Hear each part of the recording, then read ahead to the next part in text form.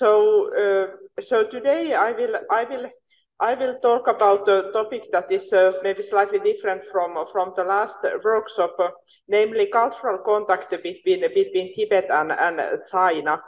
So the focus of my lecture today is Tibetan elements in the languages and cultures of Northwest China. I have been doing fieldwork in this region already for some time, and today I will share some of these things with you. And I have to say in the very beginning that I'm not an expert of Sanskrit or Buddhist studies. My background is quite different. I'm a descriptive field linguist who has worked on documenting minority languages of Northwest China. So I'm not expert on these old ancient inscriptions, but I can share some my knowledge and observations on languages and cultures of Northwest China and how these have been influenced by Tibetan language and culture.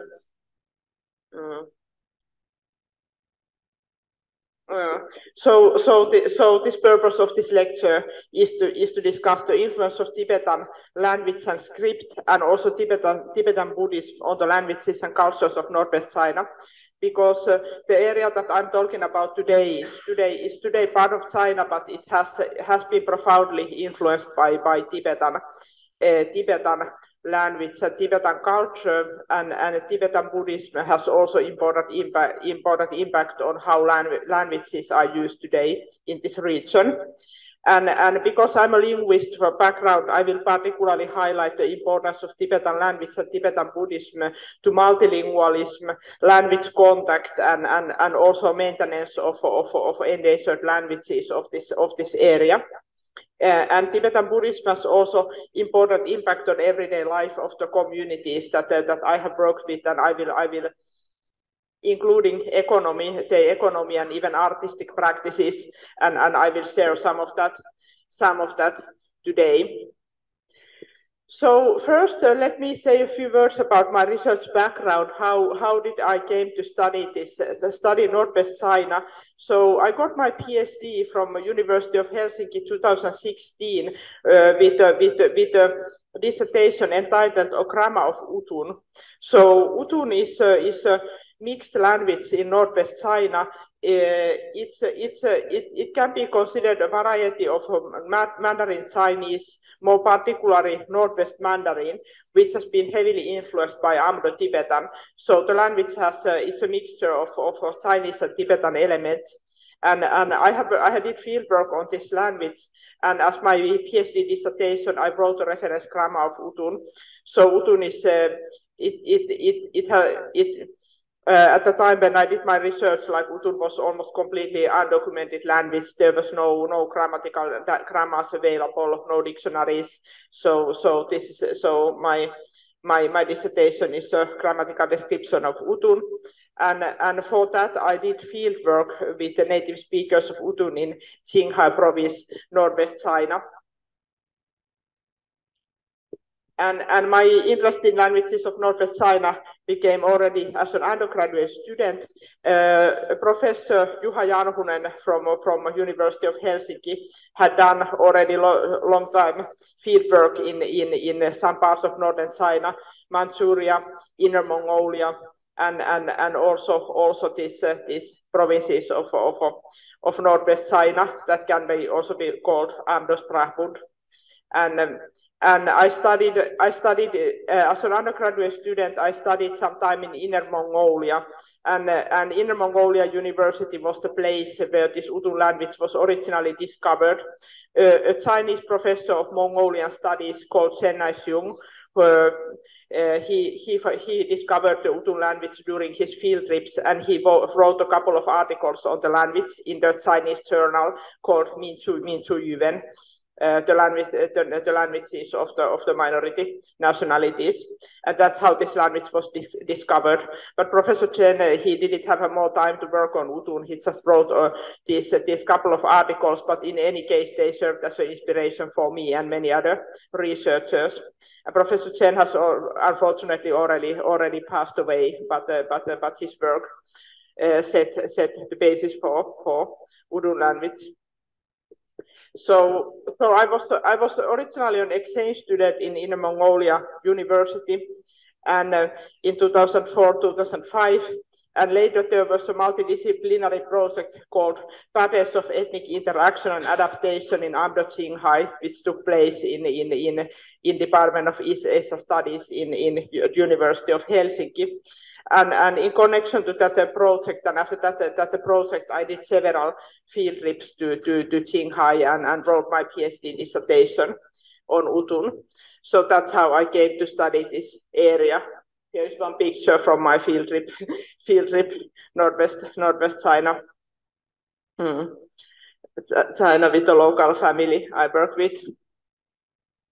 And this is the contents of my dissertation. So it's basically a reference grammar that contains like chapters on Udun phonology and different aspects of grammar, including word classes and sentence structure.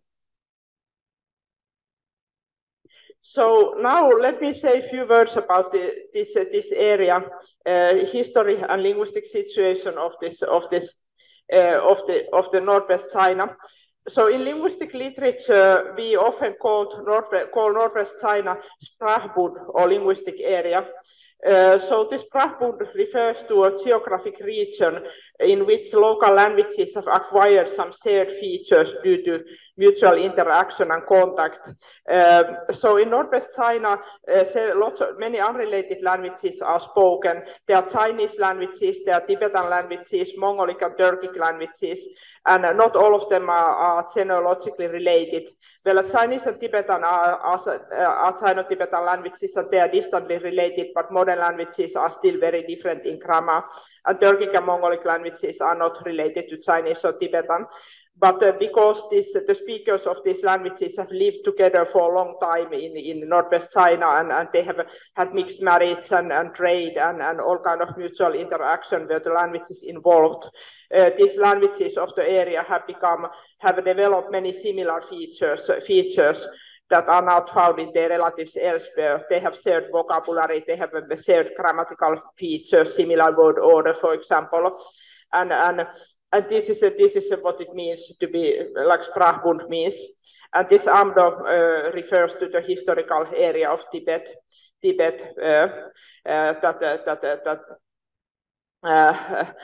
which these modern provinces now, Chinese provinces now belong. And Udun language that I studied is spoken in the context of this linguistic area, and it has been influenced by Tibetan languages. And this Amdo Sprachbund includes like almost 20 languages that are spoken in two Chinese provinces, modern Chinese provinces in eastern Qinghai and southern Gansu. And as I mentioned, they belong to 4 groups: Chinese, Tibetic, Mongolic, and Turkic. And Tibetan languages have been historical and culturally very important in this area, so they have influenced other languages a lot. And this is one of the topics of today. And even today, like varieties of Chinese, like Northwest Mandarin, and also varieties of Amdo-Tibetan are important, like regional languages and lingua francas. So the speakers of smaller minority languages, they often speak Chinese or Tibetan or both as their second language. But Mongolic and Turkic languages are smaller languages, and they are spoken on more local level. And in addition, there are really like distinct varieties of Chinese that are spoken in only a few villages, this area, and Udun is one of them. And this name Amdo, this Amdo Sprachbund, it refers to one of the historical provinces of Tibet. So these areas, even though they are today administered as Chinese provinces, they are part of Tibetan cultural sphere. And historically, Tibetan areas that are part of China today, they have been divided into areas of central Tibet, also called Uzang, Kham, and Amdo. And Amdo, it corresponded to parts of today's Qinghai, Gansu, and Sichuan provinces. So on the basis of this historical term, Amdo, we today talk about Amdo Sprachbund or Amdo linguistic area. And here is the language map of China. So the area that I'm talking about is approximately here. So eastern Qinghai and southern Gansu, and in this is Qinghai Lake, the biggest lake in China, and Utun is spoken here a little bit south from Lake Qinghai here.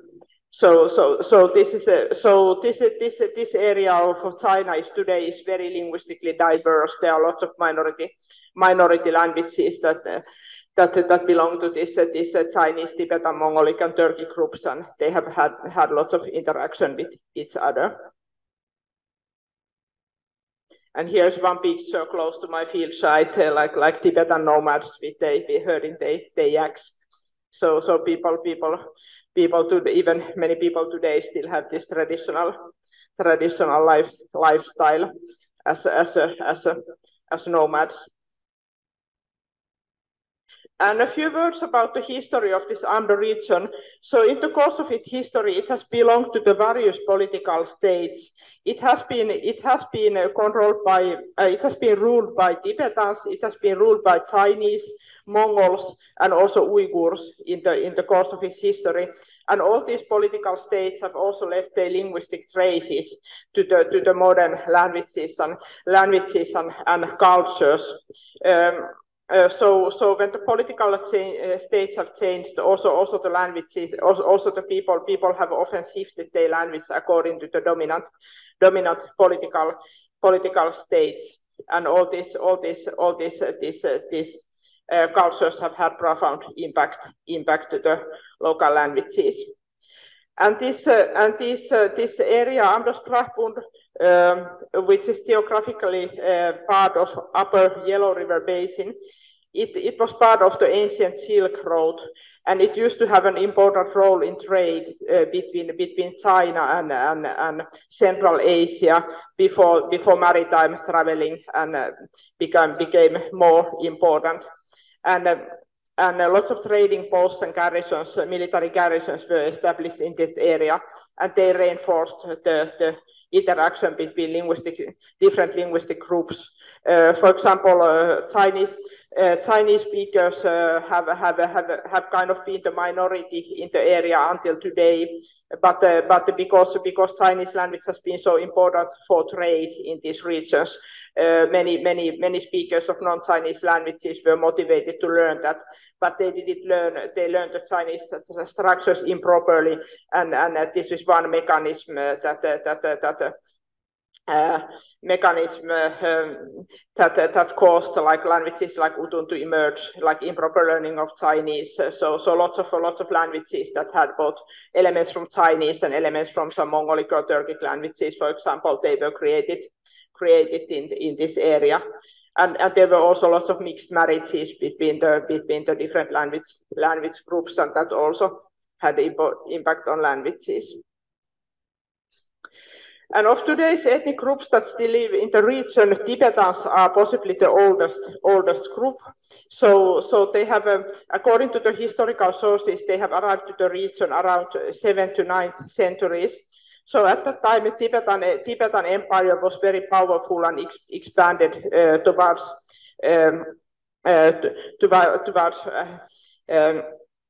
east and annexed several parts of Chinese Empire of that area. So this expansion of Tibetan Empire and conquest by Tibetan troops, they are the reason how Tibetans arrived to this region, and Tibetans whose ancestors came from that time. On that time, they still living in the area today. And another important development in in the history of this area was the expansion of Mongol Empire from 13th to 14th century. So that time Yuan dynasty spread, Chinese Yuan dynasty spread these areas, and Mongols they also Mongol troops, they also brought speakers of other languages to the area. So at that time, like both Mongolic Chinese speakers, Chinese and Turkish speakers migrated to the area in large numbers and new mixed varieties, language varieties were created. And this migration continued also during the Ming Dynasty. And until today, like Chinese speakers have actually been minority in this area. There have been Chinese speakers at least since Yuan Dynasty, but they were outnumbered by speakers of Tibetan and Mongolic languages. But some recent developments in the People's Republic of China, like Cultural Revolution, and the Western developed campaign since 2000, whose purpose is to develop the economy of Western provinces of China. They have also led to migration of large numbers of Chinese immigrants, and today, like modern standard Chinese has become more popular more important in language in the area than it used to be, and lots of speakers of minority languages, they're also learning Mandarin Chinese. Like, for example, still in 1980s, when Professor Chen Aishung did his field work, most of the Udun speakers did not speak Mandarin Chinese, but today most of the young people can speak Mandarin Chinese as well. So this is the brief history of the area. And today, the most important religions in Amdo are Buddhism, and more precisely, like different sects of Tibetan Buddhism, and also Islam. And from linguistic perspective, this religion has very important implication of local languages as well, because people choose their prestige languages and lingua francas according to the religion. The linguistic groups who are Buddhists, they tend to use Amdo-Tibetan as their most important lingua franca. So among Buddhist groups, Tibetan language has high prestige, and it's used in monasteries, and these groups tend to be bilingual in Amdo-Tibetan, and that's why also the minority languages of Buddhist groups are very much influenced by Tibetan. They have lots of Tibetan lexicon, Tibetan grammar. And on the other hand, groups who are Muslims, they tend to prefer to use Chinese as a lingua franca rather than Tibetan. And usually languages of the Islamic groups are more influenced by Chinese than by Tibetan. This is a bit. There are also exceptions, but this is the general pattern in the area. So religion and language choices are very much connected. So I will show you two pictures of these religious sites. So this is called Longwu Monastery in Tungreng. Town, which is also known by its Tibetan name, Repkung. So this monastery is actually very close to my field site. The Udun language I work on, it's spoken in small villages, but very close to the villages, only a few kilometers away, there is this county center called Lungwu or Lungwu town. And there's very big famous Tibetan Buddhist monastery called Lungwu Monastery. This is one of the important Buddhist centers in the area. And here is a picture of the one of the most important Muslim, like Islamic sites in China. So this is Linxia city in Gansu province.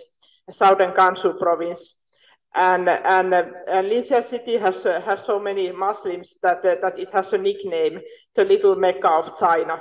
That's how local people call it. So Linxia city is divided into two parts, and one part of Linxia city is populated by Han Chinese who are not Muslims, and half of the city is populated by Hui people who are Chinese-speaking Muslims. they speak Northwest Mandarin, but they are Muslims, and this part is called Little Mecca of China. So it's one of the most important Islamic centers in China. And these different religions are really they are really reflected in language choices. So here in Lungwu town, the local lingua franca that people use a lot has up to today been Amdo-Tibetan. The town very much functions in Amdo-Tibetan, and local and even speakers of minority languages, they speak Tibetan. And on the other hand, in this Linxia city, Tibetan has a much less important role. The most important languages are Chinese languages, varieties of Northwest Mandarin, and these language choices are very much connected to the religion. So here are the most important languages spoken in the Amdo Sprachbund. I will just show you the list, like MP. You don't need to memorize all the languages, but just to give an idea, like the variety of languages spoken there. So there are lots of different Chinese varieties. The Mandarin spoken in the area is roughly called Qinghai Mandarin. Although I think this term Qinghai Mandarin is maybe not very precise, like very scientific, but it has like some of special characteristics, and there are many different dialects of Qinghai Mandarin spoken in the area. Then there are a number of more distinct varieties of Chinese that are influenced by either Tibetan or some Mongolic languages. For example, Linxia, Tangwang, Gankou, Xining, Utun, Chotun, and Bonanhan. And of these languages, the Utun language that I work on, it's most heavily influenced by Tibetan. Chotun also has a lot of Tibetan features. And some other languages, Tangwang, for example, is very much influenced by local Mongolic language, Tungxiang language. So all these Chinese varieties are more or less mixed varieties. They have lots of non-Chinese features, and they have been created in interaction with Chinese and non-Chinese speakers, and maybe due to imperfect learning of Chinese structures. Then the most important Tibetic language in the region is Amdo-Tibetan, with several different dialects. Then there are a number of Mongolic languages, Monghul, Mangwer, Bonan, which has two varieties. Qinghai Bonan speakers are Buddhists, and Gansu Bonan speakers are Muslims.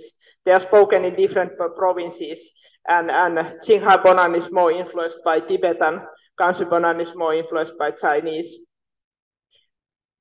Then other Mongolic languages include Tungxiang, Kangxia, and Sira-Yugur. And then there are two Turkic languages, Salar and Saru-Yugur. And all these languages, they are not like typical representatives of their respective language families. They all have some features that are typical for this Amdo Sprachbund, and features that are borrowed from Tibetan, for example. Okay. So most of the Chinese, Turkic, and Mongolic languages of the area have been influenced by Tibetan, and Tibetan influence is particularly prominent in the language groups that are Buddhists. For example, Utun speakers and speakers of these three Mongolic languages, Mongol, Mangwer, and Qinghai Bonan, they are Tibetan Buddhists, and this is also reflected in the language. And Tibetan influence is visible in all levels of the language structure, in the sound systems, in vocabulary, in the grammar of local languages, and also writing practices. So Tibetan script is also used to write some local languages, and I show some examples of that later. Then I would like to say a few words more about this Utun language that I worked on. So Utun is spoken by approximately 4,000 people in Utun, which is a rural locality very close to this Lungwu town Buddhist center that you saw the this picture that I showed you. And it has interacted mainly with Amdo-Tibetan and Bonan, Mongolic language, Qinghai Bonan. And in linguistic literature, this Utun language is sometimes characterized as a mixed language. So its basic vocabulary and its grammatical morphemes mainly come from Chinese, but its syntax is very much like in Tibetan. And Utun also has some Mongolic features. And in linguistic literature, mixed language means a language whose different linguistic subsystems come from at least two identifiable contact languages. So common type of mixed language is this lexicon grammar mixed language. So lexicon comes from one language, grammar comes from another language, and Utun has many of these features of mixed language. Majority of lexicon comes from Chinese, and majority of grammar comes from Tibetan. And mixed languages are often created in context where people speak two languages very well. For example, in intermarriage situations. And this is also how Utun was created. It was probably created due to mixed marriages in bilingual families. And it's kind of in-group language, like neighboring speakers of neighboring languages do not speak Utun. Utun is kind of secret language of the community that people can, for example, use for gossiping if they don't want other people to understand them. So it's not a language of intercultural communication like pidgin languages, for example. It's very much in-group language and a marker of group identity. And this Utun locality where I did my fieldwork, it consists of two principal Utun villages, Upper Utun, which is also called Utun Sangchuang in Chinese, and Lower Utun, Utun Xiachuang, and the third village, Tiachangma. And these villages are located in the countryside, something like 5 kilometers from this county center, Lungwu town, where the important temple complexes are located. So Lungwu Monastery is one of the most important centers of Tibetan Buddhism in the region. And in addition, the Udun villages also have a local monasteries. Both Upper and Lower Utun, they have important temple complexes, and Utun speakers practice the form of Tibetan Buddhism, which is called Gelugpa, the yellow hat sect.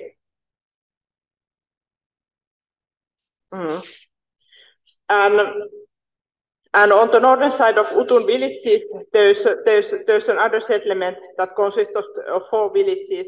So here the Qinghai Bonan language is spoken. And Qinghai Bonan speakers are also Tibetan Buddhists. So they share very much in their culture with Utun. But for some reason that is historically not really known, like these 4 villages came to be populated by Mongolic speakers and 3 Utun villages by Sinitic speakers. But both of them share the Tibetan culture and Tibetan Buddhism. And both Utun and Bonan speakers are today bilingual in Amdo-Tibetan. Amdo-Tibetan is considered as a prestige language for them. And Tibetan is also used as a language of instruction in local primary schools. So Utun and Bonan are really small minority languages. There's no formal education available in these languages, and no standardized orthographies have been created for these 2 languages. So when children go to school, they start their school in Amdo-Tibetan, and later when they go to high school, they study in Mandarin Chinese. So young people today, they are usually trilingual. They speak Utun or Bonan, they speak Amdo-Tibetan, and they all speak Mandarin Chinese. And here I would like to show some pictures of the Utun area, so you can see the importance of Tibetan Buddhism in local villages and local architecture. So this picture is from the Lower Utun village, and this is part of the local Buddhist temple complexes in Lower Utun region. this building is rather famous, and it's even considered as a representative of the local villages. And as an expert of Buddhism, like you probably noticed some details of the architecture and architecture that I'm even not aware of. And here's another picture. These buildings also belong to the lower Utun villages. So you can see that the Buddhist monasteries, they are very much part of the daily life in the villages. And here are some street views of Utun. So people live in these houses surrounded by the brick walls, and inside there are courtyards where are people's houses and vegetable gardens. And here's another street view, one young monk on his bicycle. So many children start career as monks already young age. And here are some pictures of local food. So in addition to other cultural aspects, also local food is like a mixture of Chinese and Tibetan elements. So Utun people, they cook like Chinese style stir-fried dishes and noodles, but then they have many dishes that are very much Tibetan. Well, they make about this Chinese style steamed buns that are also popular in Tibetan cuisine. But in addition, they cook this bread, which is called momo in Utun. And interestingly, this word momo is used for steamed buns or dumplings in Tibetan, many Tibetan languages, so in Nepal, but in Utun, this is called baozi, like in Chinese, and this bread is called momo. It's momo doesn't mean dumpling in Utun language, it means bread cooked in a bread pot. And there's some milk tea, Tibetan style milk tea.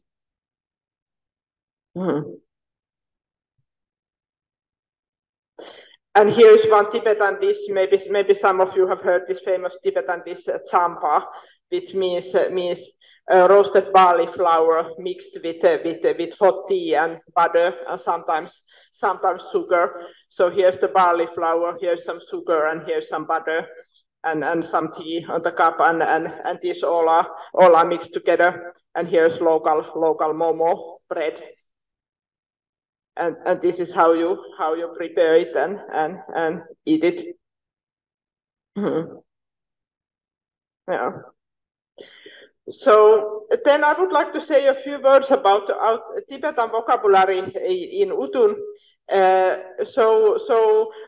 mentioned that most of the so-called basic vocabulary, for example, kinship terms, body parts, some basic verbs, color terms, for example, Utun, they come from Chinese. But in addition, Utun has a number of Tibetan words, and this adoption of Tibetan vocabulary is very much connected to religion, because quite many words that are related to religion or spiritual world, like formal Buddhist teaching and a folk religion and folklore, they come from Tibetan. So, for example, words like deity or temple, monk, they are Tibetan words in Utun. And in addition, there are words like spirit or zombie, which are also Tibetan words. So and in addition, this more formal Tibetan Buddhist education, people also have a folk beliefs, and rich folklore. Which often include stories about spirits and stories about evil zombies, for example, and all this vocabulary it comes from Tibetan language, and there are also some Tibetan verbs and some cultural terms like yak. So Tibetan language has had important effect on Utun language. And these Tibetan words are also, they are phonologically different from Chinese parts of the lexicon, so they include sounds that are not found in Mandarin Chinese. For example, this voiced stop told in Utun is baba. So this voiced stop does not exist in modern standard Mandarin, but it exists in Utun because of Tibetan influence.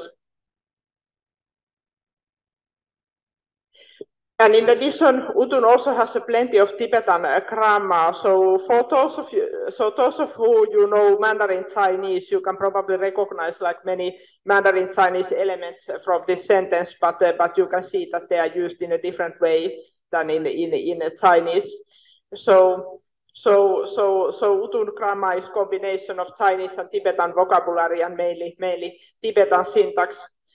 So here this word atia for monk is more like Tibetan word. Xian thread or cord is Chinese word. Taizi knife it comes from Chinese. And then there are many like grammatical elements that have been influenced by local languages. Like Utun, for example, has a dative marker ha for marking objects.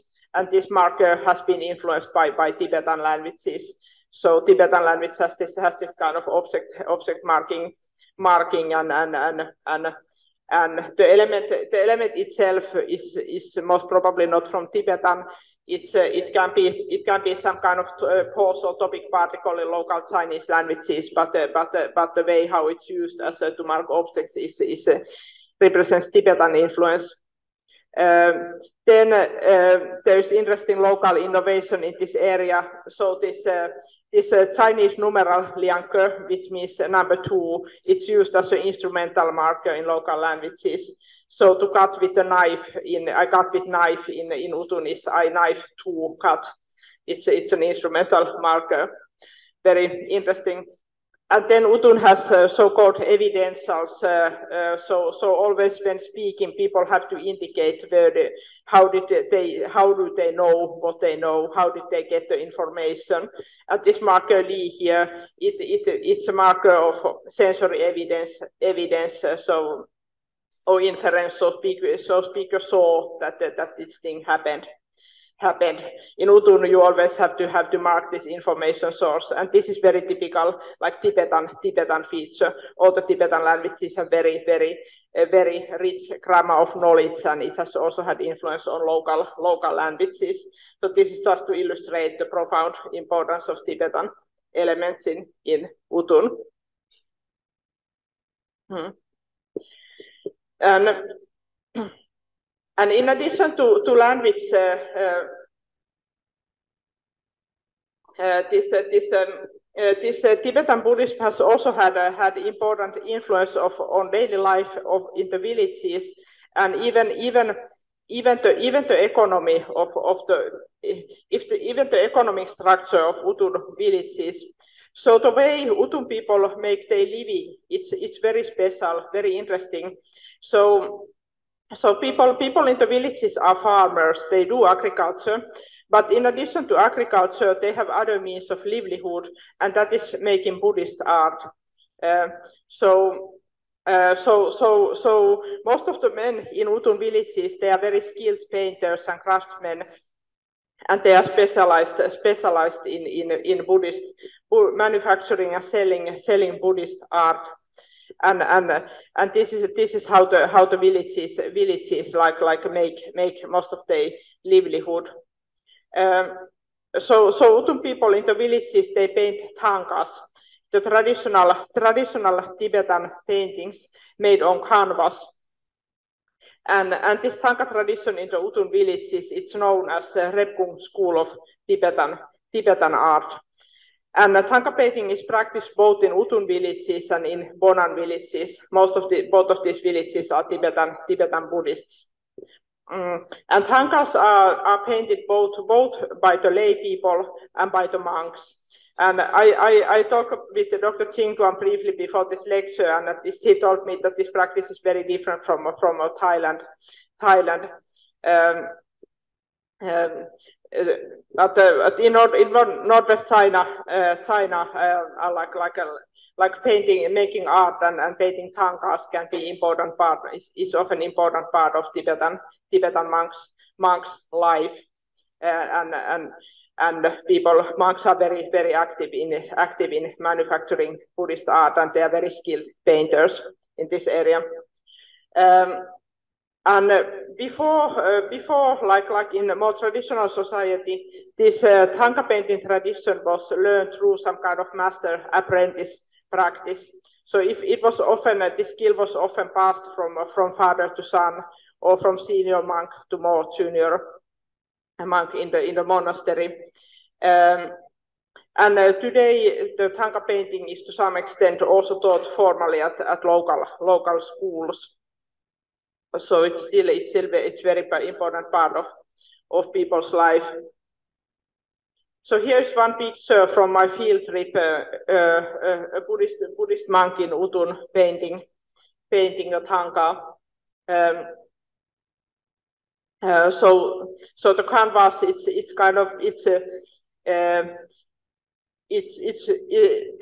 they have special like this wooden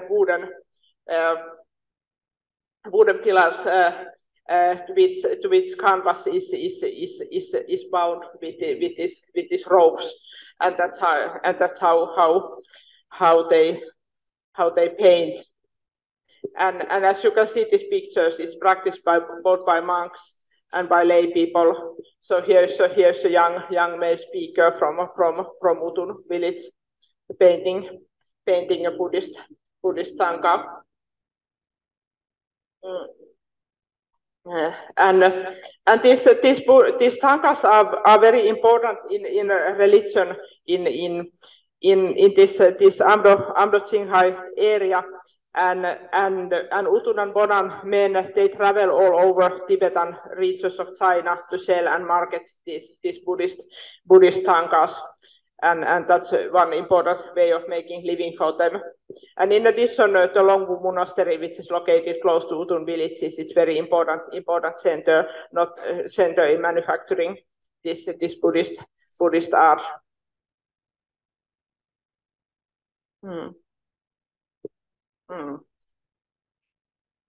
Okay. Then I would like to say a few words about language and writing in the Amdo Sprachbund. So many of you are experts on Sanskrit studies and old inscriptions, so you are maybe interested in writing practices in the area also, and not only spoken languages. So several different writing systems are used to write local languages. Chinese writing is of course very spread in the area. It's practiced a lot, and also Tibetan Abugidas.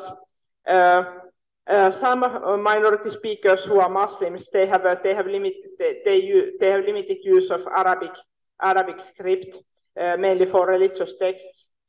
And in addition, Latin alphabets based on Chinese phonetic alphabet or pinyin have been created for some of the minority languages of Amdo Sprachbund. So some Mongolic languages, Mongol and Mangwer languages, for example, they have a pinyin-based Latin alphabet which is used for writing. And in the past, like Cyrillic alphabet was also used to write some of the local Mongolic languages. It was created by Soviet researchers from Soviet Union in 1950s. But today, Cyrillic alphabet is not used anymore. It has been replaced by Latin alphabet. And the most commonly used written languages in the area are written Chinese and written Tibetan. Here are some examples of linguistic landscapes in the Amdo Sprachbund. This is a local Tibetan restaurant that advertises its services in both Tibetan, Chinese, and English. And here's another example of language and writing in Longwu town.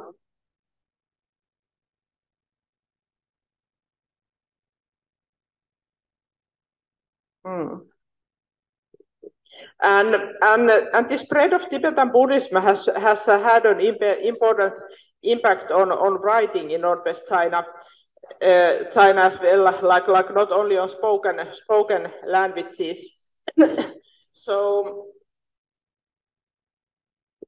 it is maybe often thought that Tibetan Abugidas are mainly used in writing Tibetan, but in this part of the world, they have also been used to write other languages, including Chinese. Like Chinese written in Tibetan script is maybe a bit unfamiliar. Sounds a bit unfamiliar concept for many, but there are examples of this in the area, both past and present.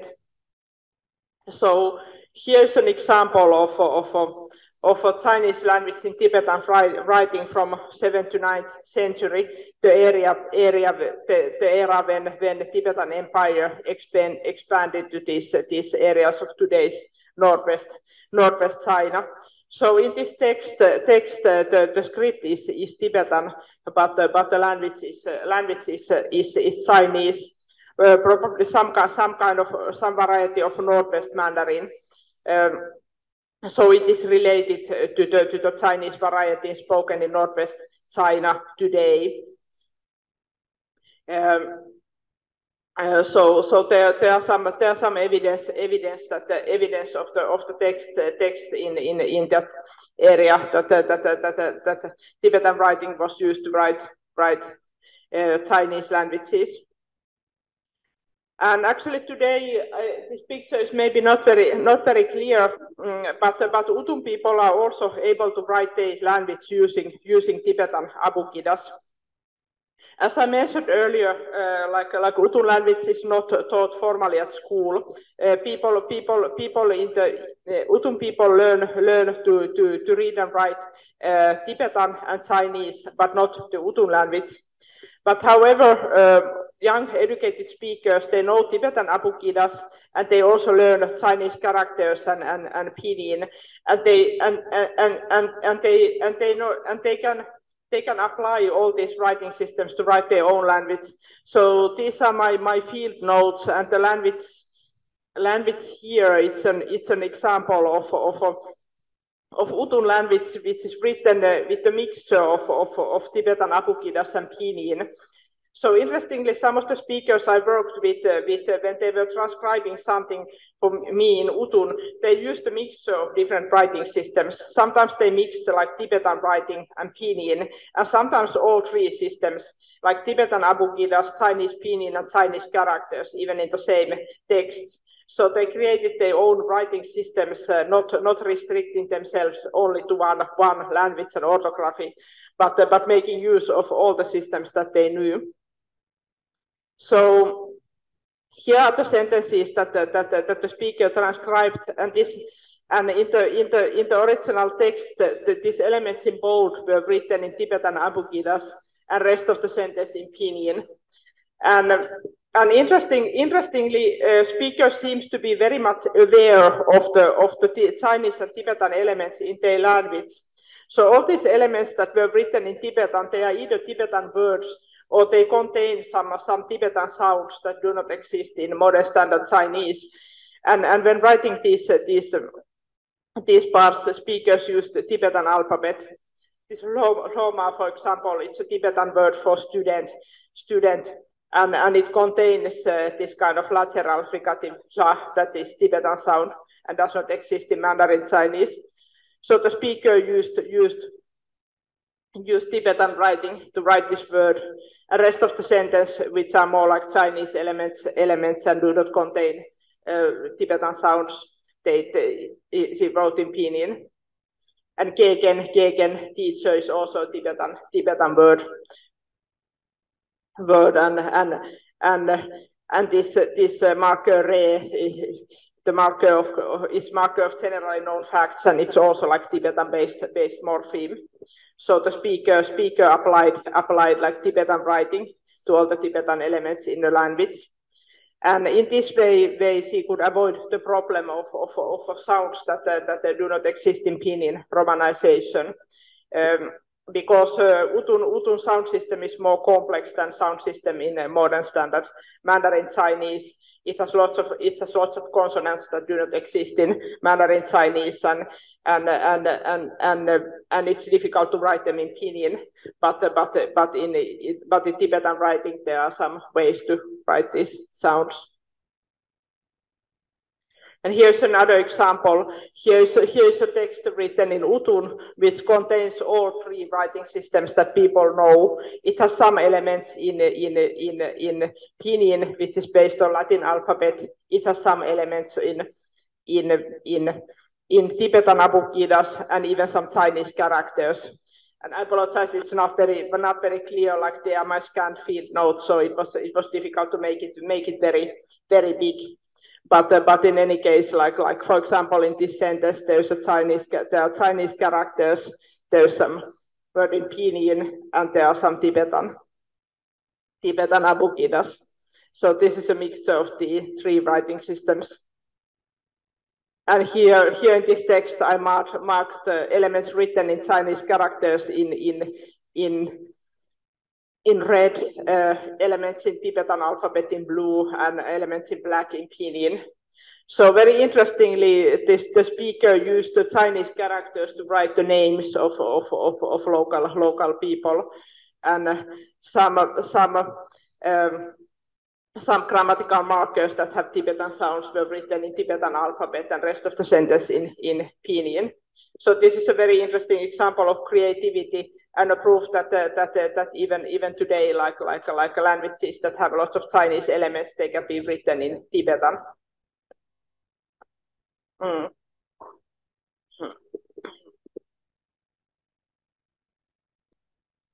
Yes. And an interesting historical continuum. So in the past, like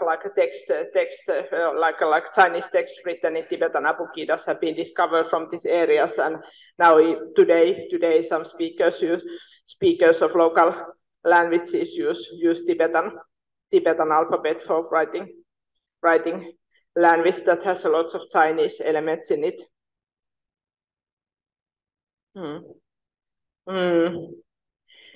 And finally, I would like to say a few words about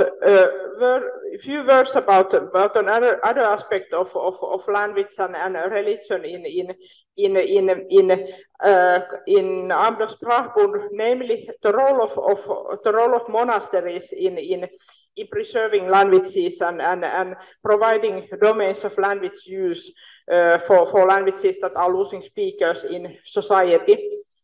So today, many of the minority languages of Amdo area are endangered and mainly spoken in the home environment, while the languages in public use are more like varieties of Mandarin Chinese and Amdo Tibetan. And many speakers of the minority languages are shifting their language either to Tibetan or Chinese, often depending on the religion, whether they are Buddhists or these Islamic groups. And due to the growing influence of modern standard Chinese in administration, education, and media, or even Amdo Tibetan is losing some speakers. So especially among highly educated Tibetans who live in a capital area, for example, in Xining, they have less and less possibilities of using the Tibetan languages because the dominant language in the society has become Mandarin Chinese. And especially Mandarin Chinese, importance of Mandarin Chinese in higher education. Education is very prominent. It causes many even some Tibetan parents to speak Chinese to their children because they want their children to have the best possible education, and higher education mainly functions in Mandarin Chinese. Well, there are some limited possibilities of using Amdo Tibetan in higher education as well if you study like Tibetan language and literature as a major. So some local universities there are programs in language and Tibetan language and literature where Tibetan language is also used. So it's not entirely excluded from higher education, but for fields like science and technology, for example, for example, people need to have a very good knowledge of modern standard Chinese to be able to get good education, and this situation has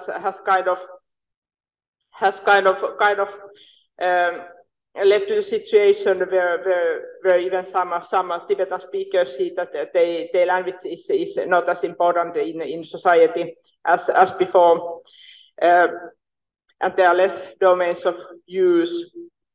So many Tibetan parents they kind of face a difficult choice.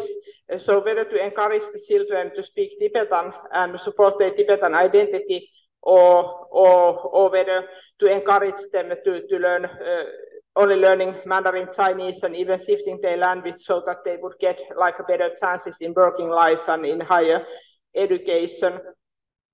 And for some young Tibetans who live in a big cities, even the opportunities for speaking Tibetans might be limited for practical reasons. So if there are not many Tibetan speakers in the community and children's friends are mainly Han Chinese, they don't use the language a lot outside home. So here I would like to show some criteria how to evaluate the language endangerment.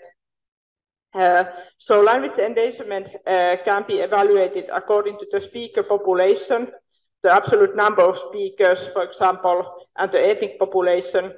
Although this doesn't tell all the truth, even if the ethnic populations would be rather large, but most of the speakers who speak the language are elderly people, the language doesn't have very good chances to survive.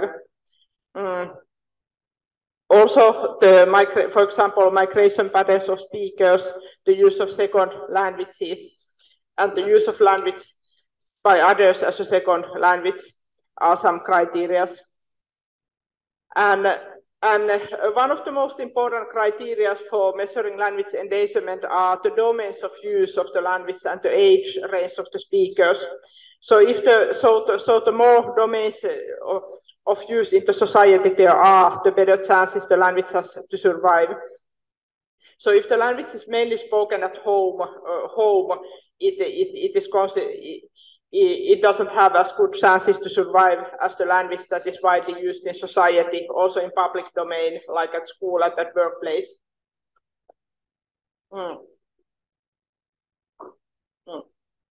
And in addition, the age range of the speakers is an important criteria. So if the language is mostly spoken by elderly and not by young people, language is considered highly endangered. And in addition, language attitudes within the community are also important, whether people value their language positively or not, whether they see that the language is useful in society and it's worth like passing the language to children, for example. And based on this criteria, like many of the minority languages of Northwest China are definitely in danger, even though they have preserved very well until today. Like today, quite many of the minority languages are mainly used at home environment, and they are not so much used in other domains of the society. In case of Udun, for example, the age range of speakers is still the situation is pretty good. Like it's spoken, the Udun language is spoken by all age groups, also by children, and not only by elderly.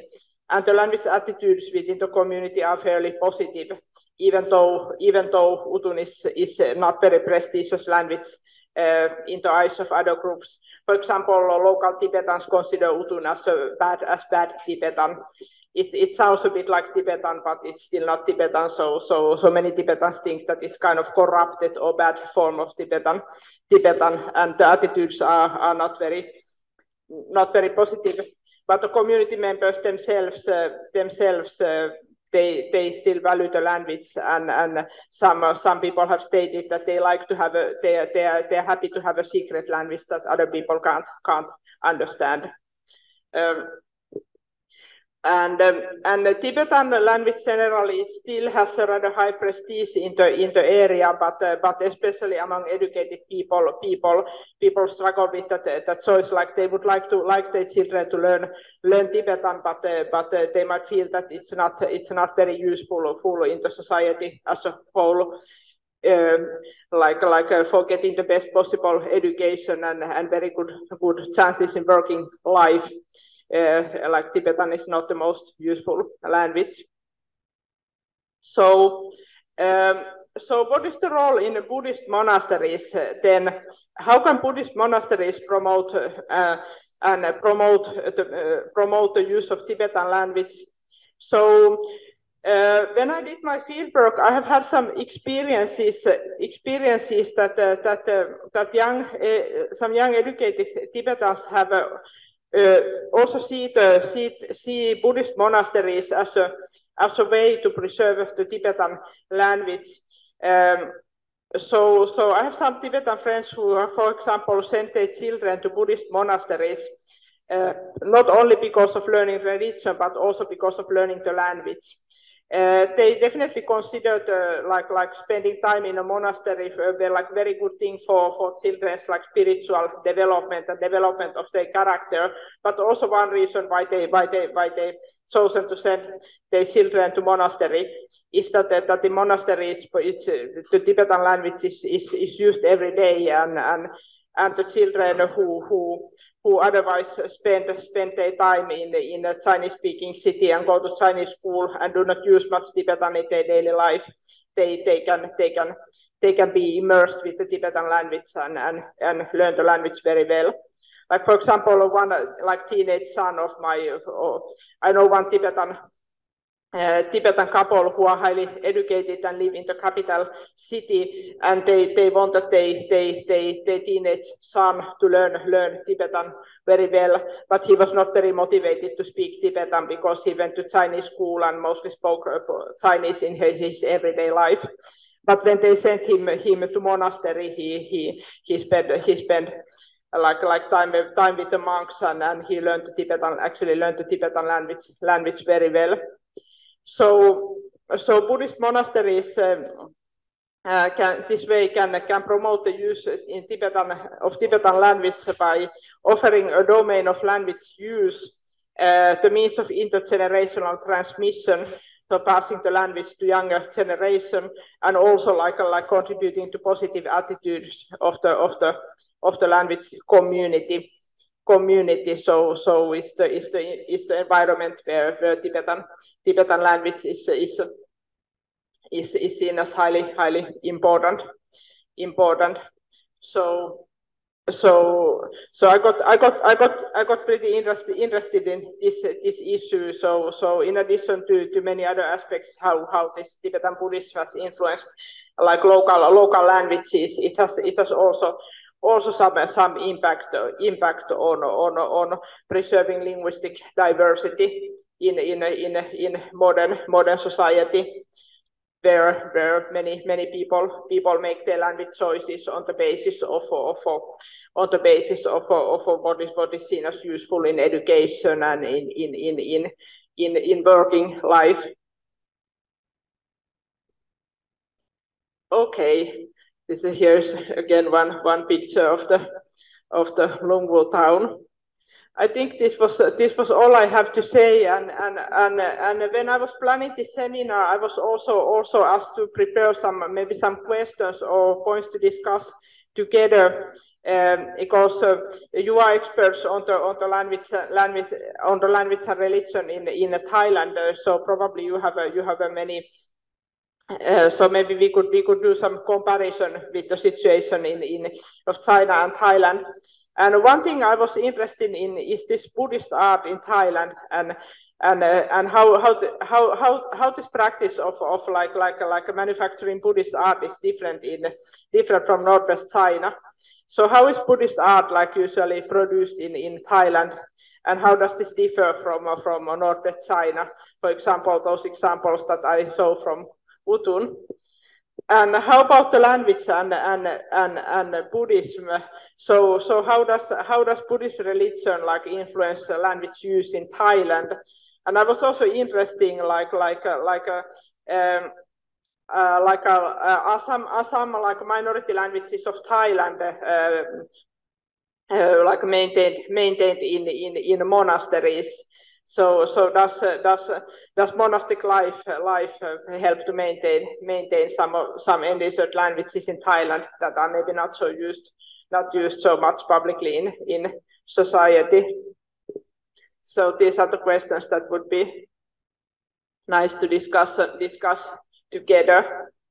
Yeah, I think this was my part of the lecture. Thank you very much for your attention.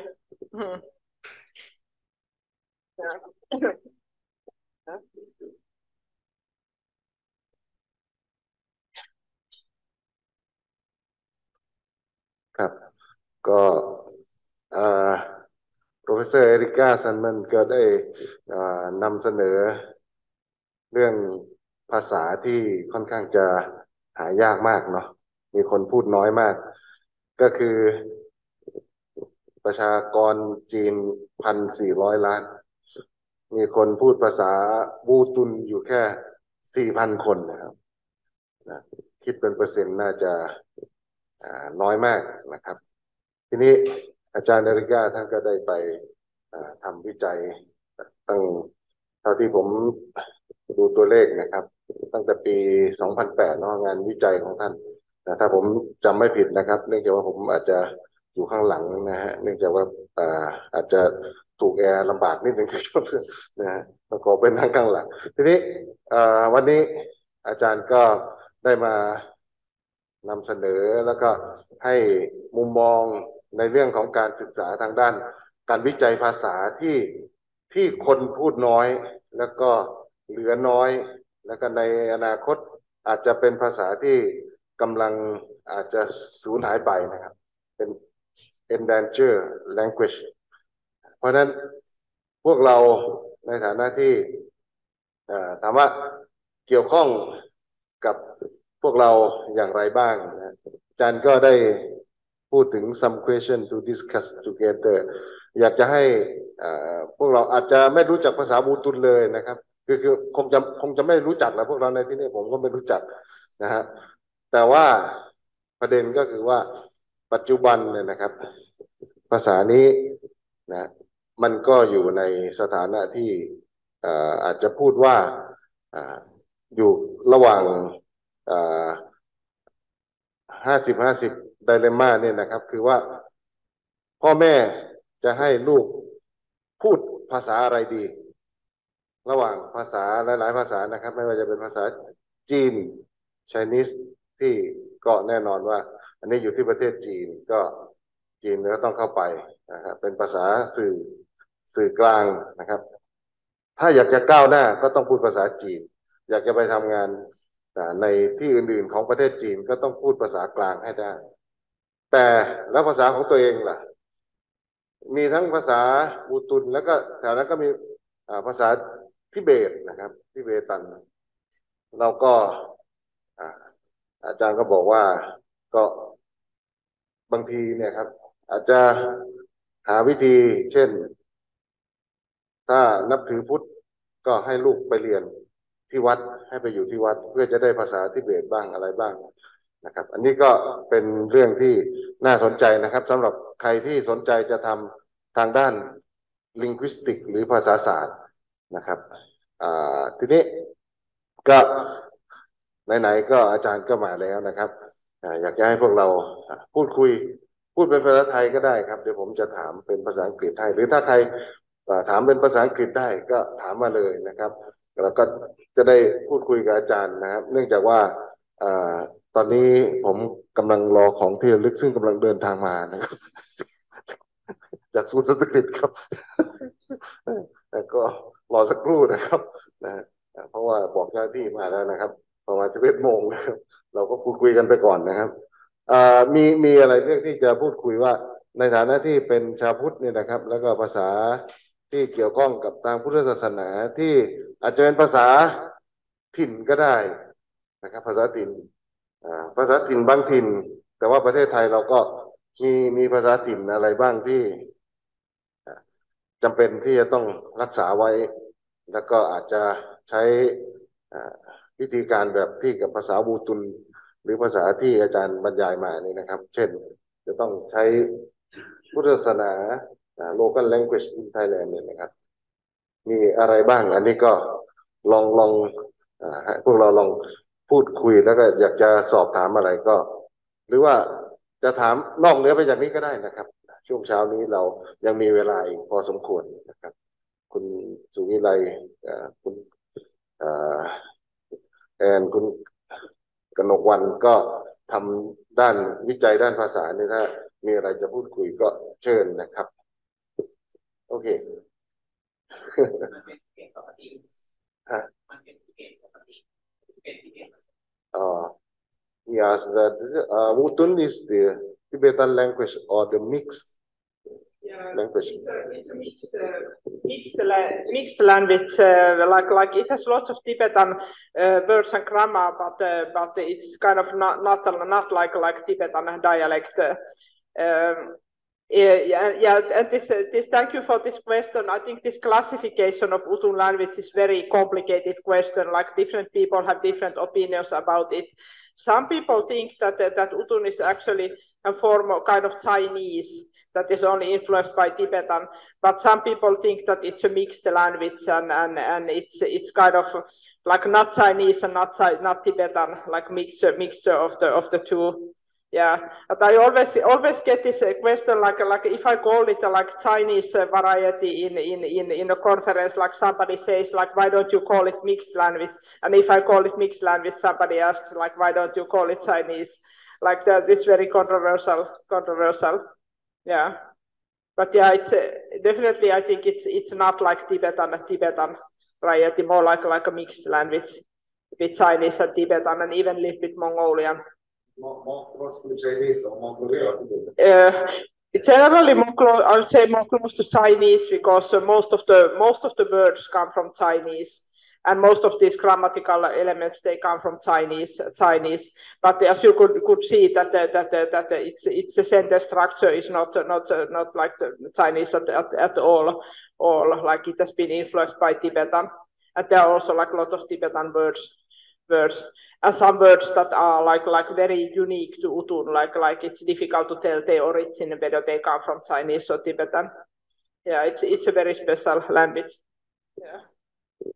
ครับอาจารย์บอกว่าจริงๆก็ยังเป็นข้อถกเถียงกันอยู่นะครับยัง controversial กันอยู่ว่าภาษานี้ไม่รู้จะเรียกเป็นภาษาคือเรียกบูตุนนี่แหละแต่ว่ามันจะใกล้ทิเบตหรือจะใกล้จีนมากกว่ากันผมถามว่าอาจารย์มันใกล้จีนใกล้มองโกหรือใกล้ทิเบตมากกว่าอาจารย์บอกว่าใกล้จีนแต่ว่าเรื่องคำศัพท์เรื่องอะไรเนี่ยภาษาจีนก็มีเยอะแต่ภาษาทิเบตก็มีเยอะแล้วก็เรื่องตัวเขียนนะครับตัวเขียนก็เขียนได้ทั้งเป็นอักษรจีนแล้วก็ทั้งอักษรทิเบตนะครับซึ่งก็น่าสนใจดีว่ามันเป็นภาษาที่พิเศษนะครับคือมันผสมไม่รู้ว่าผสมกันมายังไงนะครับแต่ว่าก็เหลือคนพูดอยู่ประมาณเนี้ยครับ4,000 คนซึ่งก็อาจารย์ก็อันนี้นี่พูดในฐานะที่เราทำวิจัยเนาะคนชาวตะวันตกอาจารย์ชาว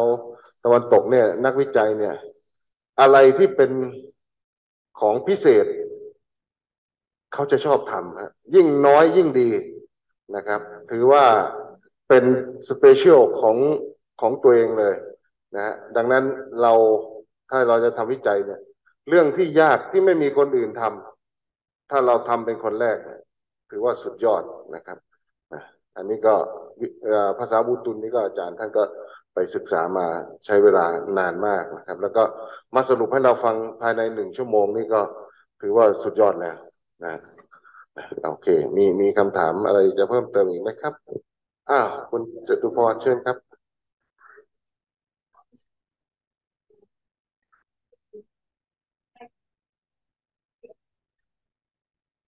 ครับ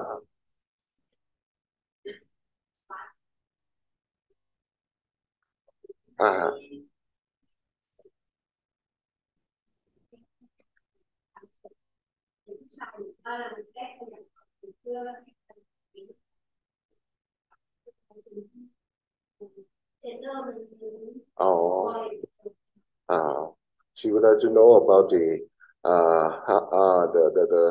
sending children to monastery to preserve the language. Only boy or girl? With girl.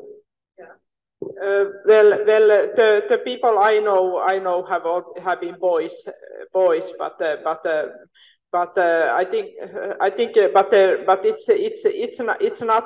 it's also quite common in the area that girls become a nun. So I could imagine that some families send girls as well. Yeah. ครับอาจารย์บอกว่าก็ส่วนใหญ่ก็จะเป็นเด็กชายแต่ว่าก็ไม่รู้ว่าเด็กผู้หญิงเนี่ยเขาจะส่งไปด้วยหรือเปล่าเพราะว่าวัฒนธรรมเขาก็น่าจะเหมือนกับที่อื่นนะครับไปวัดแล้วก็คนที่จะไปอยู่วัดส่วนใหญ่ก็จะเป็นเด็กผู้ชายนะครับในทางพุทธศาสนาก็ผู้หญิงนี่ก็ค่อนข้างจะมีโอกาสยากนิดหนึ่งนะครับจะต่อเป็นพุทธนิกายทิเบตันก็วัชรยานนิกายเกลุปปะหมวกเหลือง is the Buddhist monastery Tibetan Buddhist monastery yeah. Gelugpa sect the Gelugpa yellow hat yeah. นิกายเกลุปปะนิกายหมวกเหลือง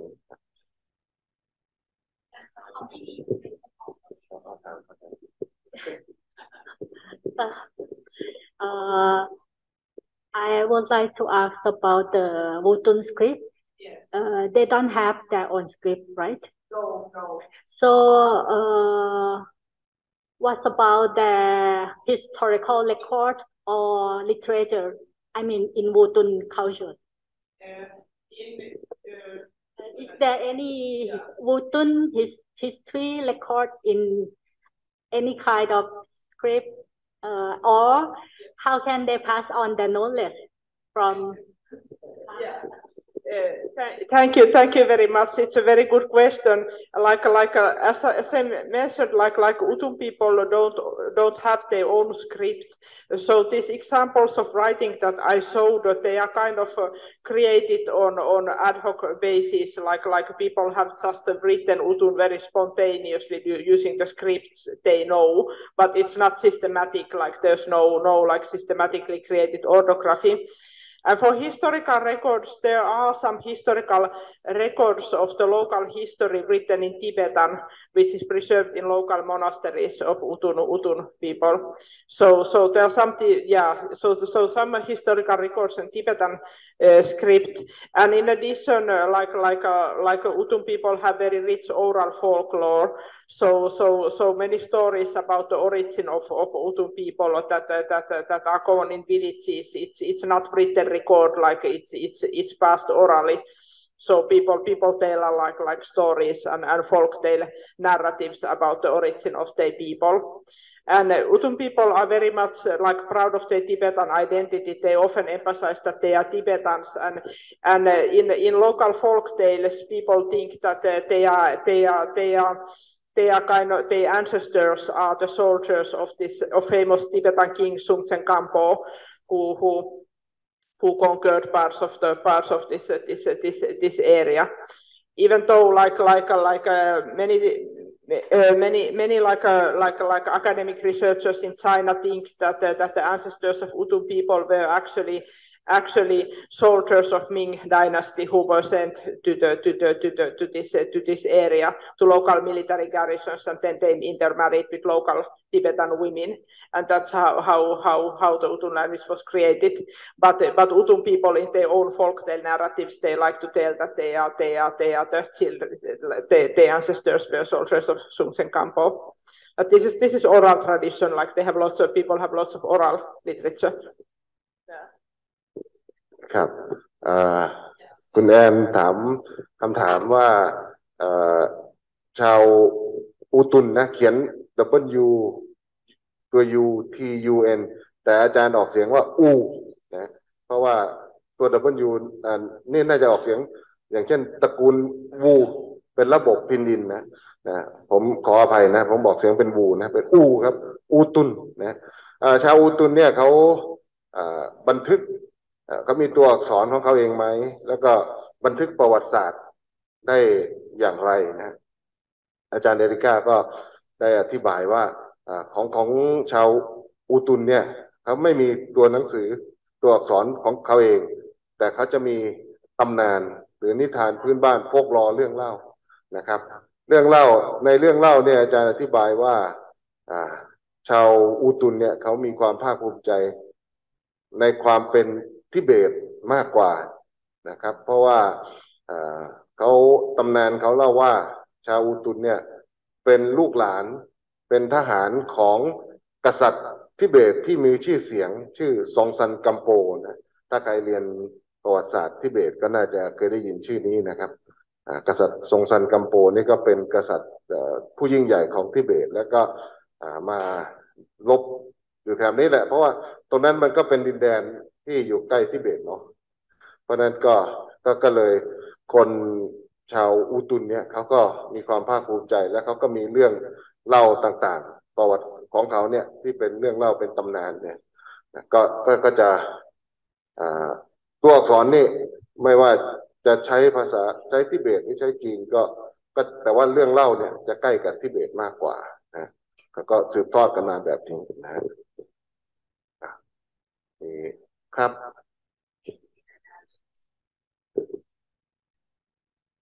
เอาดูถามภาษาอังกฤษเลยครับในฐานะที่เอกไทยจบโทอังกฤษ I saw that you show us about the multicultural of the community, and I saw that you show that it has some Arabic form in the languages.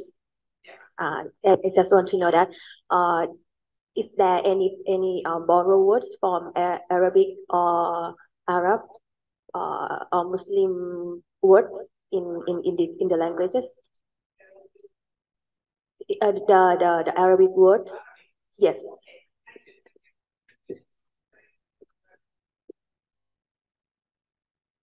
Yes, this is very good question. There are some Arabic words in some of the local languages. Maybe I could go back.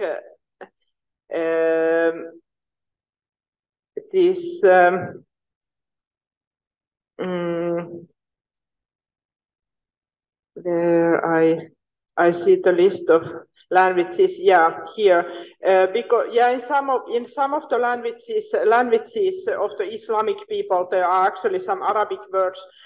For example, the speakers of this Tungxiang Mongol, they are Muslims, and in Tungxiang there are actually quite many Arabic words and Persian words. Also, I would say that Kansu Bonan has some elements of Arabic words, and possibly this language Tangwang. This Chinese language Tangwang and Mongolic language Tungxiang, they are spoken to each other, very close to each other, like Utun and Bonan languages. But speakers of this Tangwang and Tungxiang, they are Muslims, and their languages also have some influence from Arabic. They have some Arabic words, mainly for religious terms, and also for this Tungxiang language, it has been there is some evidence that it has been written by Arabic script, like there are some inscriptions in local mosques that write this, in which this language is written in Arabic script. Yeah. Yeah.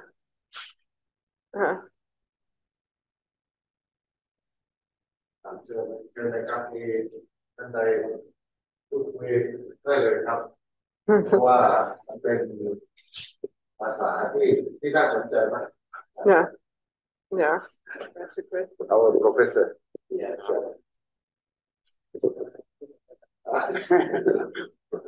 I have some doubt about grammatical structure of Sanskrit and Tibetan. Can you explain for this? Grammatical structure of Sanskrit and Tibetan. Can you explain for this? Is similar to? Yes.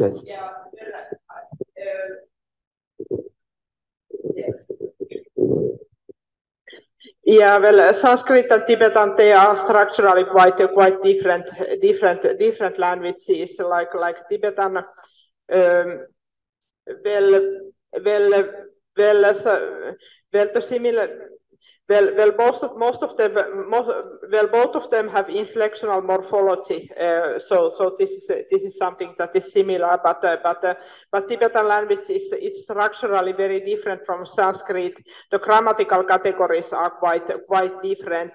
So unlike Indo-European languages, many Tibetan languages have so-called ergative case system. So they mark certain type of subjects in by case marking and Tibetic and they have both this ergative marking and object marking. And this is influenced by pragmatics, like how language is used. So subject and objects are marked, but not in all the contexts. Like for example, if they are definite or if they are topical, they can have case marking. And Tibetic languages have very complex, like verbal morphology. They have lots of aspect marking, and then they have so-called evidentiality or egophoricity. So always when you talk, you have to specify like the source of your knowledge, whether you experience something yourself or whether you have seen or observed what others are doing. So these are some of the most important grammatical features of Tibetan, and they are very different from Sanskrit. But these two languages share this origin through script, but the spoken languages are very different. And in Tibetic languages, there's lots of variation. So there are at least like 50 different Tibetan languages spoken today, and they are grammatically quite different. So this Amdo Tibetan that is spoken in Qinghai area, it's also a bit different from, for example, Tibetan spoken in Lhasa area. Yeah. When they use Tibetan, yeah, to record. Yeah. It is the same that they're using the Tibetan language, and the sound is same. I think I'm maybe not the best expert on that. Maybe does Dr. Singh Tuan has some ideas of this?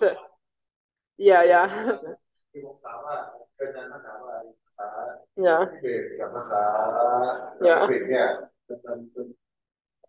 โครงสร้างทางกรรมะมันเหมือนกันแต่ผมก็เลยถามต่อว่าแล้วตัวอักษรทิเบตที่ใช้บันทึกภาษาสันสกฤตกับที่เขาใช้เขียนก็บันทึกเสียงในชีวิตประจำวันเสียงมันเหมือนกันเวลาที่ออกเสียงภาษาเขียนตัวทิเบตนะครับมันจะเขียนภาษาของเมื่อหลายร้อยหลายพันปีที่แล้วเพราะฉะนั้นมันจะไม่ตรงกับเสียงที่เราออกเ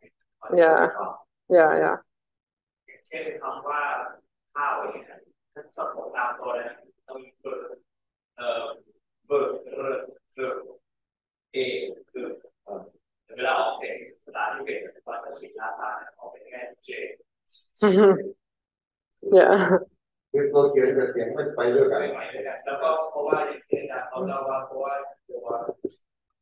เขาถือว่าภาษาที่เป็นภาษาที่มันเพราะฉะนั้นเขาจะไม่ยอมเปลี่ยนเลยนะวิธีการคิดจะได้เปลี่ยนไปมีท่านมีกรณีของ maybe I'm explaining because it's probably the famous case of Ladakh. Yes. มีกรณีภาษาลาดักที่คนเป็นตอนของอินเดียที่เป็นภาษาทิเบตเขาพยายามทำหนังสือเรียนเป็นภาษาลาดักแล้วใช้ตัวทิเบตและเขียนให้มันออกติดตามภาษาลาดักเพราะว่าร้านหนังสือที่เอาหนังสือให้มาขายตัวเขาเพราะว่าทำลายความศักดิ์สิทธิ์ภาษาทิเบตYes. I'm not very knowledgeable about Sanskrit studies like you here are like real experts on this question, but I have mostly like studied some like spoken varieties of Tibetan, like I've studied some Amdo Tibetan and also a little bit of Lhasa Lhasa Tibetan. Yeah.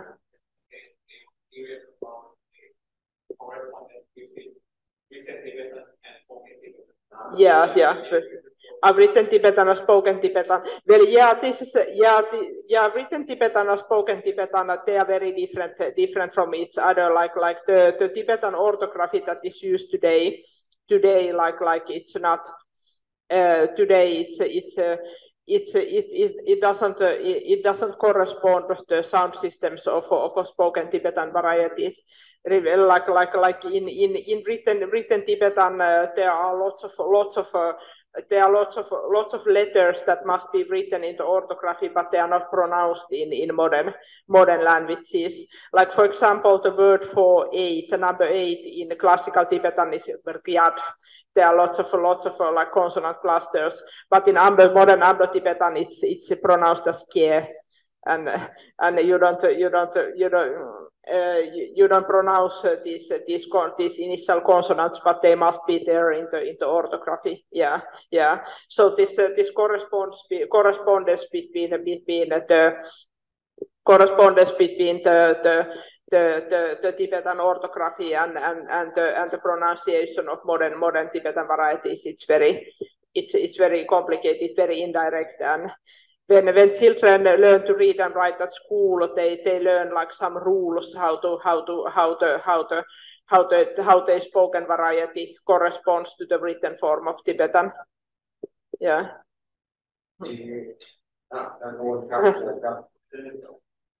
ด้วยความที่ภาษาเนี่ยมันเป็นใกล้จะเสียงที่จะสูญพันธุ์เนี่ยทางอาจารย์มทราบไหมว่าทางหน่วยงานของรัฐที่ปกครองบริเวณนั้นหรือว่าหน่วยงานกลางที่เนี่ยเขามีนโยบายยังไงหรือเขาทำกับกลุ่มภาษาเหล่านี้คนพูดภาษาเหล่านี้จะปล่อยให้สูญพันธุ์หรือว่าเขาจะอนุรักษ์หรือว่าเขาจะมีวิธีการ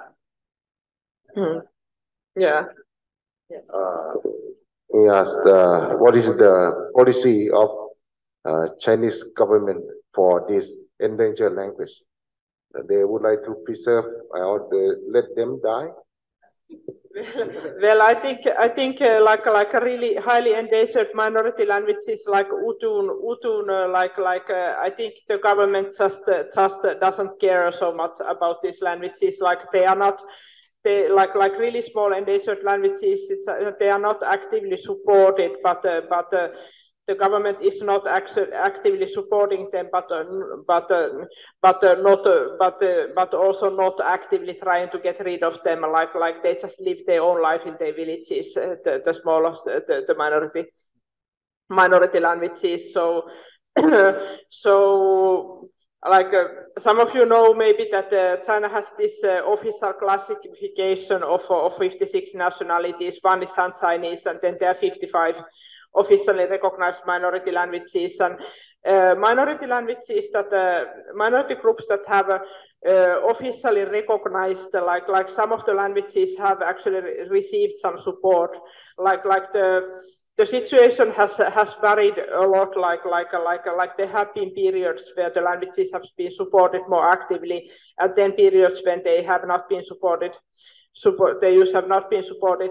But for officially recognized minority languages, like some orthographies have been and materials have been created. But then there are lots of like small languages that kind of fall outside of this classification, and their existence is not like officially recognized. And Utun is one of them. Like I think on the paper, this language does not officially exist. Like people used to be classified as a nationality called Tu nationality, which included like many Mongolic speakers of Northwest China. And today people are officially classified as Tibetans, and they start their schooling in Tibetan. But the Utun language itself, like it's not officially recognized, but it's still like rather actively used in the local community. Yeah.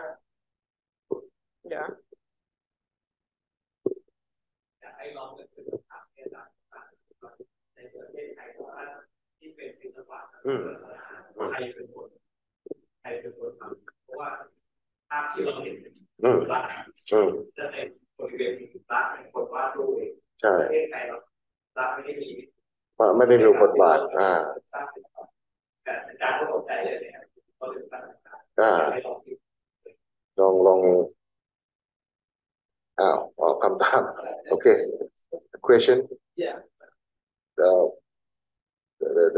discussion question for discussion ครับเมื่อกี้อาจารย์ก็ตอบว่าภาษาของเรียกว่าภาษาชนกลุ่มน้อยนะ minority language ก็รัฐบาลจีนก็อาจจะไม่ได้ให้ความสำคัญมากนักนะฮะก็แล้วแต่ใครจะใช้ใครจะพูดถ้าพูดอยู่ในชุมชนยังมีการพูดอยู่ก็จะภาษาก็จะยังอยู่แต่ว่าส่วนใหญ่ก็โดยธรรมชาติของมนุษย์แล้วเนี่ยมันก็จะมีการเลือกจะต้องเลือกถ้าเกิดว่าเราอยากจะอยู่ในสังคมที่เขายอมรับภาษาที่คนทั่วไปพูดหรือไม่ใช่ภาษาคนกลุ่มน้อยเนี่ยเราก็ถ้าพูดได้ทั้งสองภาษาก็ดีแต่ต่อไปมันก็จะคนพูดภาษาที่คนพูดน้อยเนี่ย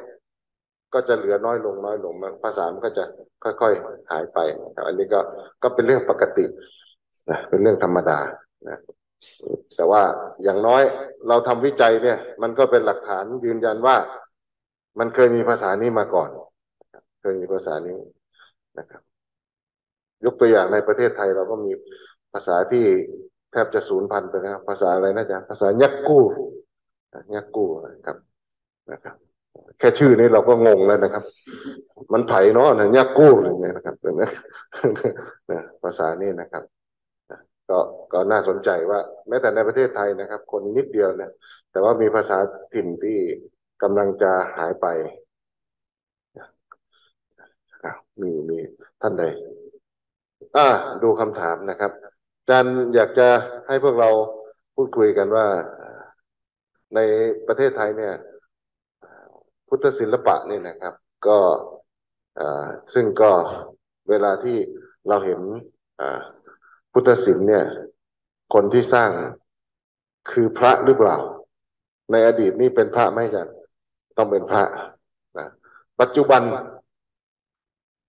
มีพุทธศิลป์ที่มีพระที่สร้างยังมีอยู่ไหมอันนี้มีนะก็มีพระสร้างแต่น้อยพระที่ทำเนี่ยน้อยเพราะว่าท่านไม่มีความรู้หรือท่านไม่อยากทำเพราะว่าเรื่องของความเป็นพระในยุคพระเป็น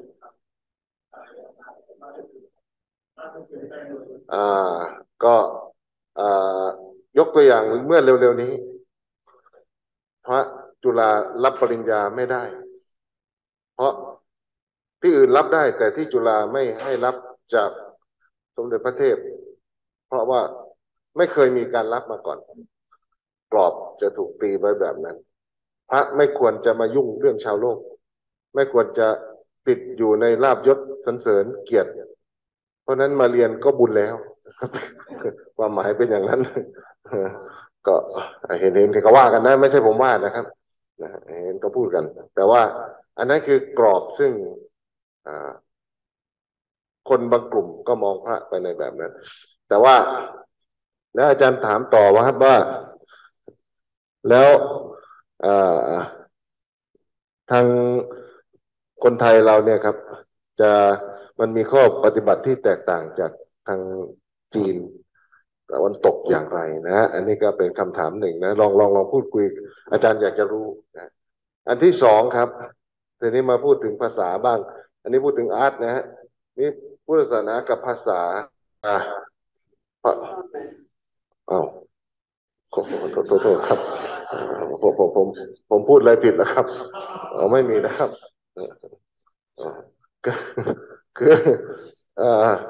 คืออันนี้ก็ภาษาถิ่นในประเทศไทยบางทีภาษาถิ่นนี่ก็คงเป็นภาษาที่ภาษาถิ่นจริงๆครับย่อยๆลงไปที่เป็นภาษาขนาดเล็กๆเลยนะฮะไม่ใช่ภาษาถิ่นแบบภาษาถิ่นอีสานบ้านผมเนี่ยนะอันนั้นมันถิ่นใหญ่ไปนะฮะเอาแบบเล็กๆซึ่งก็หลายท่านก็อาจจะพ อจะรู้จักทีนี้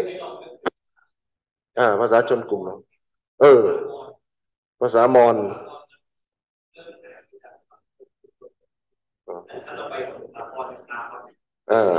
ยังมีใช่ตัวอักษรพม่ามอญนะจารึกมอญก็เก่ามากนะแต่ว่าปัจจุบันคนใช้ก็น้อยแล้วนะครับแล้วก็อาจารย์ก็ถามว่าชีวิตในวัดเนี่ยนะครับในประเทศไทยเนี่ยช่วยรักษาภาษาที่กำลังจะสูญหายไปได้หรือเปล่าในกรณีภาษามอญเนี่ยมีเช่นวัดแถวพระประแดงนะครับวัดแถวบางกะดีนะครับล้านนาไม่ต้องห่วงเขาเป็นภาษาใหญ่อยู่ใครฮะพุทโธธรรมโมสังโฆอันนั้นของเหนือนะyes for first we will talk about language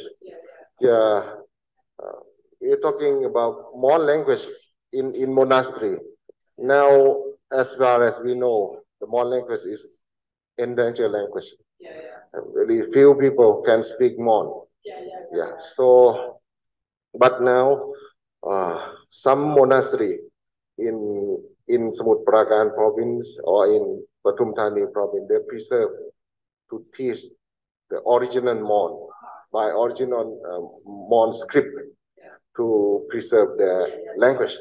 This is the monastic life in Thailand can preserve some endangered language. That's very interesting. That's very interesting information, and there's kind of some parallel with Thailand and China in this case. Yes, very interesting. Yeah.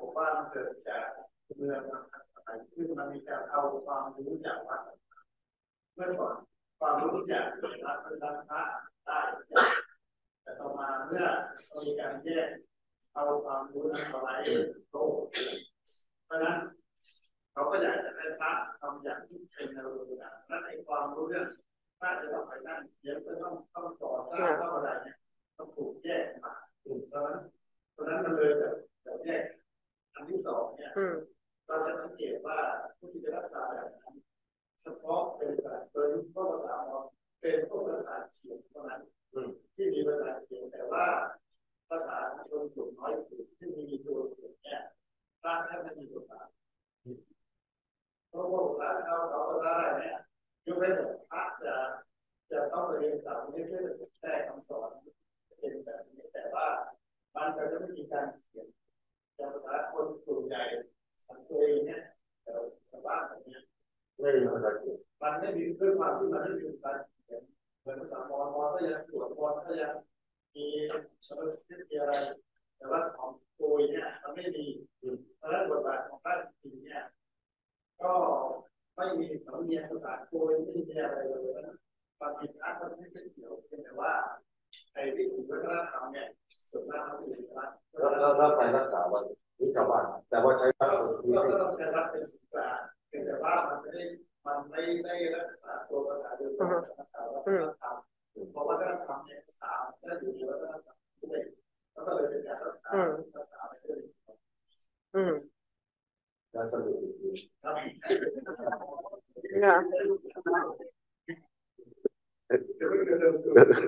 Yes, you talk about the language in monastic life. Actually, in Thailand, you know, in the past, around 100 years ago, in the King Rama, the sixth king have issue education decree, bring everything from monastery to school. From that time, every knowledge shift from temple to ordinary school. So from that time, the role of monks decreased. is not more important anymore. So now, sorry, he talk about the Kui language in northeastern Thailand. Actually, now even the Kui monk, they can preserve only the culture, not the written or spoken language, because they have no written language, they have only spoken language. But the Kui spoken language include in culture. So the place that can preserve this culture definitely is monastery. So monastery have the important role to preserve this Kui language. So, okay, thank you. Yeah. Thank you very much. Like it's interesting. It's very interesting to hear these experiences from Thailand. And see how different they are from Northwest China. Yeah.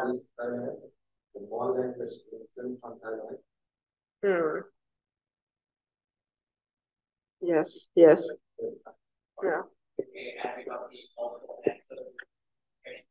Yeah.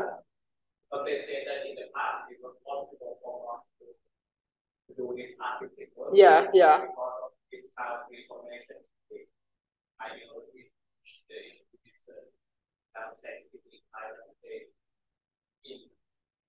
view from outside society, they have ideal image of Buddhism that they shouldn't do anything related to material output. Okay. Obsolete nowadays, but in the past, like all the construction work that happened. Yeah. Yes.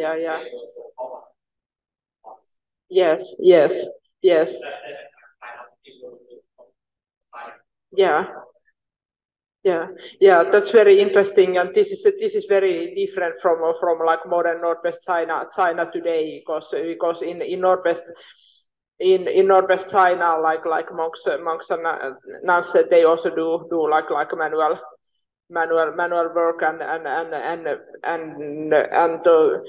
in those regions where I have worked, like in Utun, or like creating this artistic practice and painting and being craftsman, it's very important part of many monks life. So that's very different practice of what is done in Thailand. Yeah. But how is the art, like Buddhist art produced in Thailand? Like, are there some professionals who are specialized in that, like outside monasteries? Yeah.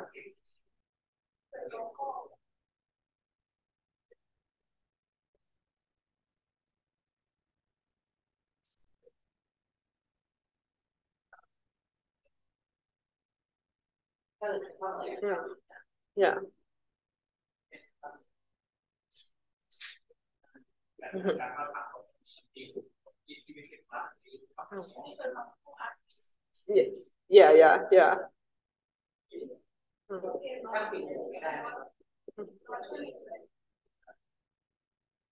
Oh yeah.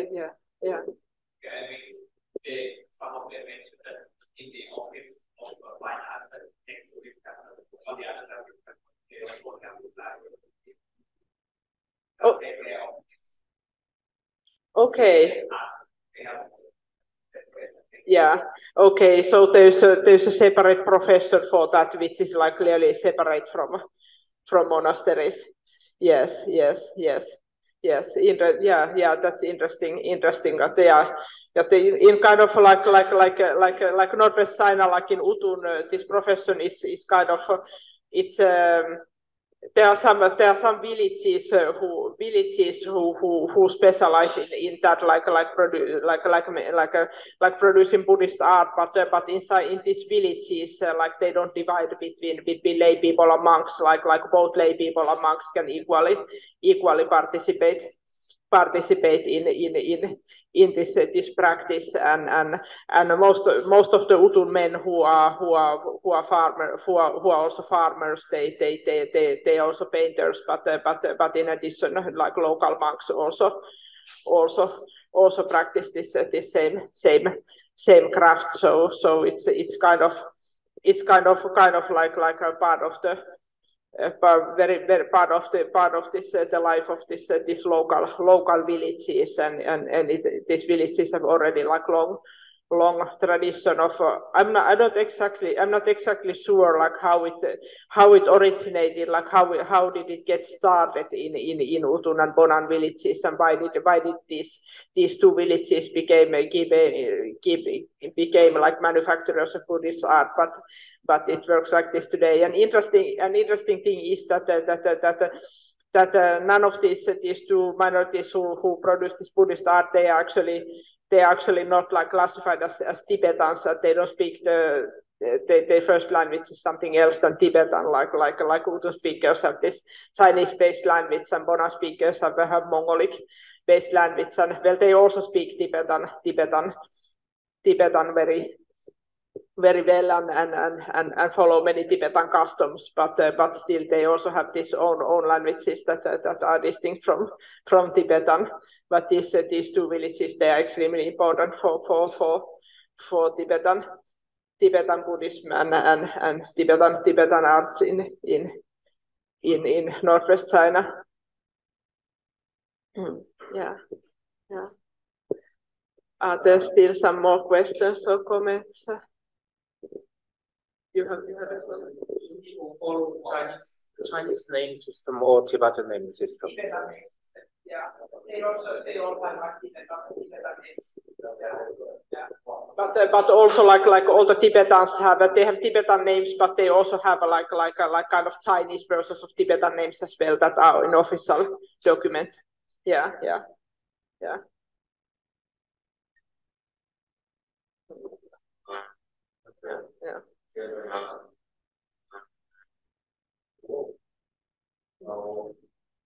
มากมายนะครับแล้วก็ได้ความรู้เยอะก็สมกับเป็นเวิร์กช็อปจริงเลยครับ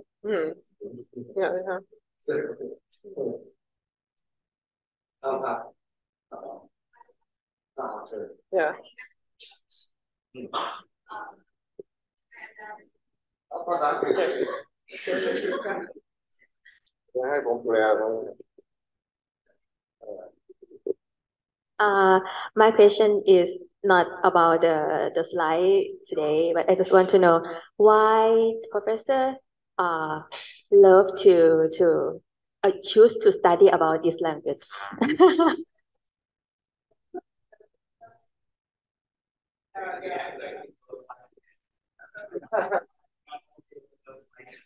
My first slide. Well, maybe this is the most complicated question to answer. But yeah.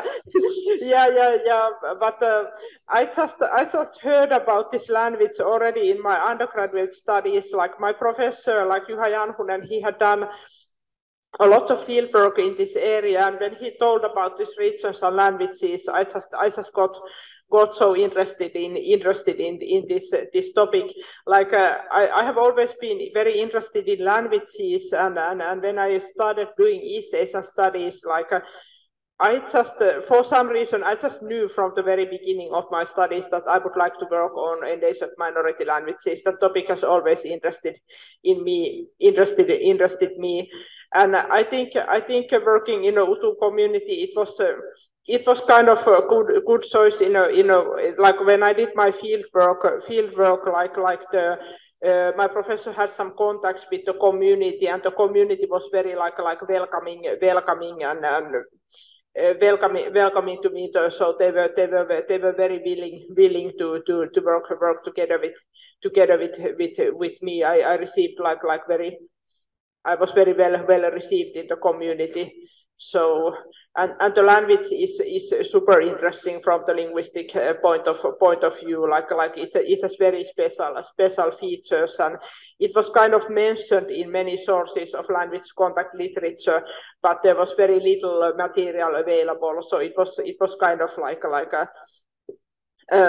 both like scientifically interesting topic and also the contacts of my professor and also my studies in Inner Mongolia University made it possible to actually go there, and the community was very like welcoming. I think that's very important point when if you choose to work on endangered language or language documentation, that the community is welcomes researchers and they are willing to work together because it's important to respect the community and it's important that they are also happy with the like having you there. So yeah.